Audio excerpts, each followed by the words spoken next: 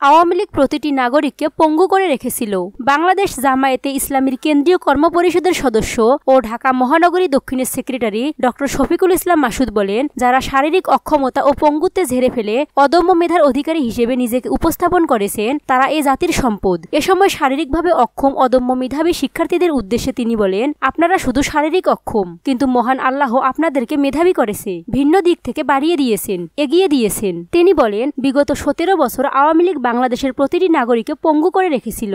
দেশের অর্থনীতি, পররাষ্ট্রনীতি, রাজনীতি ধ্বংস করে দিয়েছে। রাষ্ট্রের সকল সাংবিধানিক প্রতিষ্ঠান ধ্বংসের মাধ্যমে জাতিকে পঙ্গু করে দেওয়া হয়েছে। ডক্টর শফিকুল ইসলাম মাসুদ বলেন, হুইল চেয়ারে বসে ক্রাসে ভর করে যারা নতুন বাংলাদেশ গড়তে আন্দোলনে সামিল হয়েছে, তারা এ জাতির পথ প্রদর্শক। তাদেরকে দেখেই মানুষের প্রেরণা বৃদ্ধি পেয়েছে। শারীরিক অক্ষমদের রাষ্ট্রকর্তৃক আর অক্ষম করে রাখা হবে না। ইসলামী ছাত্র শিবিরের নেতৃত্বে শারীরিক অক্ষমতা এড়িয়ে সংসদ সহ রাষ্ট্র পরিচালনার দায়িত্ব পালনে অংশগ্রহণ করবে এদেশের সকল শ্রেণী পেশার নাগরিক। তিনি আরো বলেন, প্রতিবন্ধী শিক্ষার্থীদের জন্য প্রয়োজনীয় সুযোগ সুবিধা রাষ্ট্র কর্তৃক নিশ্চিত করা মৌলিক অধিকারের অংশ, কিন্তু শিক্ষার্থীরা ঢাকা বিশ্ববিদ্যালয়ের মতো প্রতিষ্ঠানে প্রতিবন্ধী সুবিধা সম্মিলিত টয়লেট ব্যবহারের সুযোগ থেকে বঞ্চিত। এটা জাতির জন্য লজ্জার। ইসলামী রাষ্ট্র প্রতিষ্ঠা হলে প্রতিটি নাগরিকের মৌলিক অধিকার রাষ্ট্র কর্তৃক নিশ্চিত করা হবে। অধিকার আদায়ের জন্য আন্দোলন করতে হবে না। তাই নতুন বাংলাদেশে ইসলামী সমাজ বিনির্মাণে সকল নাগরিকের ঐক্যবদ্ধ হওয়ার আহ্বান জানাই। ছাত্র শিবিরের সাবেক কেন্দ্রীয় সভাপতি বলেন, ইসলামী ছাত্র শিবিরের মেধা,